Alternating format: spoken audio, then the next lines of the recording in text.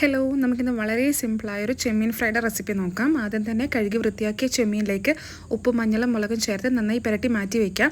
ഞാനൊരു 30 മിനിറ്റ് മസാല പുരക്കിയതിന് ശേഷം ഫ്രിഡ്ജിലേക്കാണ് എടുത്ത് വയ്ക്കുന്നത്. കാരണം ഫ്രിഡ്ജിൽ വയ്ക്കുമ്പോൾ കൂടുതൽ ഇതിന് മസാല പിടിക്കുന്നതായിട്ട് എനിക്ക് തോന്നിയിട്ടുണ്ട്. അപ്പോൾ 30 മിനിറ്റ് കഴിഞ്ഞ് നമുക്ക് ഈ മാരിനേറ്റഡ് പ്രോൺസ് എടുത്ത് പുറത്ത് വയ്ക്കാവുന്നതാണ്. ചില സ്ഥലങ്ങളിൽ ഈ മസാലയിൽ നമ്മൾ കുരുമുളക് ആഡ് ചെയ്യുന്നത് കണ്ടിട്ടുണ്ട്. പക്ഷേ ഞങ്ങളുടെ നാട്ടിൽ കുരുമുളക് ആഡ് ചെയ്യില്ല. ഓരോ നാട്ടിലും ഓരോ സ്റ്റൈലാണല്ലോ.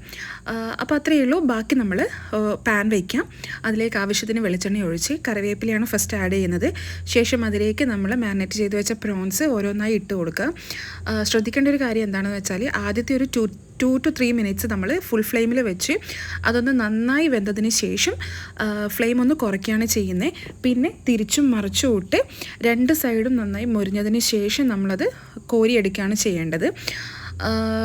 മസാല കരിയാനുള്ള ചാൻസ് വളരെ കൂടുതലാണ്. കാരണം എൻ്റെ ഫസ്റ്റ് ട്രിപ്പ് ഒന്ന് കരിഞ്ഞിട്ടുണ്ടായിരുന്നു.